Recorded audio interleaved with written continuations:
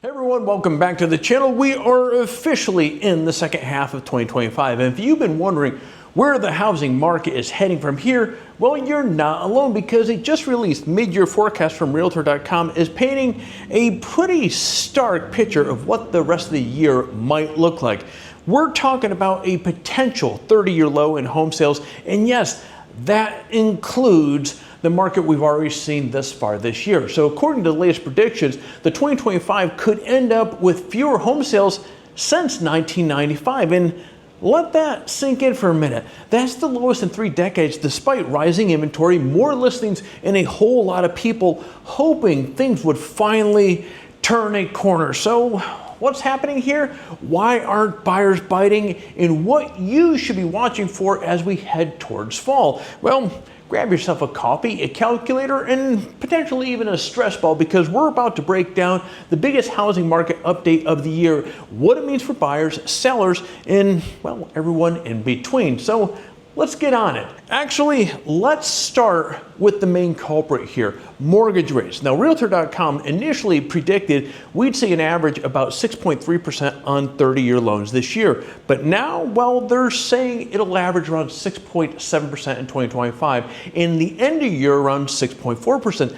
That's not exactly what buyers were hoping to hear, especially after 2 years of already being priced out, and it's having a real impact here. Let's talk about the headline number that has everyone's attention. Now, according to Realtor.com mid-year update, existing home sales are now projected to drop just 4 million transactions for all of 2025. To put that in perspective, friends, that's not just a dip. That would officially make 2025 the slowest year for home sales since 1995, when just 3.8 million homes sold. And yes, both 2023 and 2024 were already scraping the bottom compared to previous decades.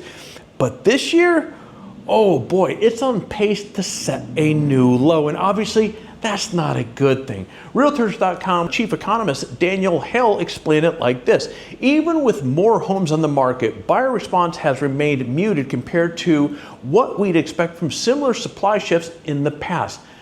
In other words, normally when inventory rises, you'd expect to see buyers jump in, prices stabilize, and transactions pick up. But that's not what we're seeing here. Inventory's coming back, but buyers aren't. They're either priced out, burned out, or just waiting for the next rate drop that never seems to come. And in a year where affordability is already at breaking point for many, that hesitation is showing up in numbers in a very big way. Now, here's the part that is especially puzzling to a lot of people. There are homes for sale. In fact, active listings finally crossed 1 million in May. That's the first time that this has happened since 2019. That's a big milestone, especially after a year's ultra tight supply. So shouldn't that be good news? Well, yes and no. On paper, more inventory should help cool prices and bring buyers back into the market. But this year, it hasn't worked out that way. Why is that? Well, because even with more homes available, mortgage rates are still elevated and home prices remain still high, creating this double whammy for buyers. Now, in markets like the South and the West, where inventory has increased the most, buyers are still hitting pause. But what's the root to all this problem? Well, because more options don't matter if you can't afford the monthly payment. And in regions like the Northeast and Midwest, where inventory has stayed relatively tight, you're still seeing some buyer activity, but it's nowhere near pre-pandemic levels. So we're in this, call it an odd place where homes are available, but the market is still kind of stuck in neutral. More homes, yes. More movement, well, not quite. And sellers? Well, many are choosing to wait it out rather than drop the prices. Now, according to Realtor.com, delisting surged 47% in May compared to last year. This, my friends, tells us a lot. Sellers, they aren't desperate, but they're also not finding buyers. So what they're doing is they're pulling back. Now, here's the interesting twist with all this. Despite slow sales, Realtor.com doesn't expect a national drop in home prices. Instead, they predict home prices will grow by 2.5% this year. Now, that is down from the earlier projection of 3.7%, but still, it's a gain. So if you were hoping for big price corrections, this might not be the year that you were hoping for. Now, if you were hoping for new construction would come to the rescue and help ease the inventory crunch, well, here's where things even get a little bit tougher. So as of August forecast, it's clear that builders are pulling back in hard. Realtor.com now expects single-family housing starts to fall by 3.7% this year, bringing the total down to just 980,000 new homes nationwide. Now that might sound like a decent number at first, but just for context, at the beginning of the year, economists were predicting a 13.8% increase in new home starts. That's a pretty noticeable U-turn right there. So what happened? Well, builders are dealing with rising costs, labor shortages, and land constraints, and most importantly, sluggish demand. And with mortgage rates still hovering near that 7%, many would-be new home constructions have hit pause. So builders, well, they're scaling back, and that is a serious problem because even before this pullback, the U.S. housing market was already millions of homes short of what is needed to keep up with the population growth and new household formation. We're talking about a multi-year inventory gap, one that can't be fixed overnight. And now, instead of closing that gap, we're falling even further behind. So if you're wondering why housing affordability still feels out of reach, even as more listings hit the market, this is a very big part of that answer. We simply aren't building enough homes. So what does this mean for first-time home buyers? Well, honestly, they're getting hit the hardest. With elevated mortgage rates, sky-high home prices, and limited affordability inventory, it's never been more difficult to get a foot in the door. Literally, and that's showing up in the data. So according to the National Association of Realtors, the average age of first-time homebuyers has now climbed to 38 years old.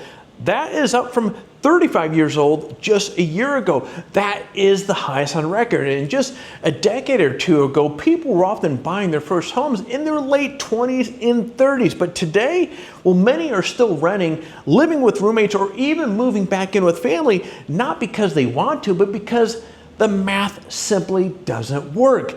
They've saved, they've waited, they've watched prices go up and rates stay up. And they're asking the same question that many of you probably are. When is it actually going to be possible to buy a home? It's a fair question. And while the answer isn't crystal clear just yet, there is at least one good piece of good news in all of this. Rents are finally cooling down. Yep, after several years of relentless rent hikes, we're starting to see a bit of a downward pressure on prices. So according to Realtor.com, the latest forecast median asking rents are expected to drop 0.1% in 2025. Now I know that sounds like almost nothing, and to be honest, well, it kind of is. But when you pair that with last year's 0.2% drop, it suggests that rental prices are finally stabilizing after years of dramatic increases. And in a market where homeownership feels increasingly out of reach, having some breathing room on rent can make it can make a big difference. It might give renters the chance to save more, pay down more debt, or just not feel crushed every single month by rising housing costs. So while it's not the housing market victory that we were hoping for, in this environment, any relief is a good relief. So here's the takeaway from today's video. Home sales are slowing, mortgage rates are still high, new construction is down, and while prices aren't exactly crashing, they're also not moving much. So in other words, 2025 might end up looking a lot like 2023 and 2024, but with more inventory and still not enough movement. So whether you're a buyer or seller or just trying to figure out when to make your move, friends, stay patient, stay informed, and stay subscribed. I'll be here each week to help you navigate what's coming next in the housing market. Smash that like button if you found this helpful, and I'll see you in the next video.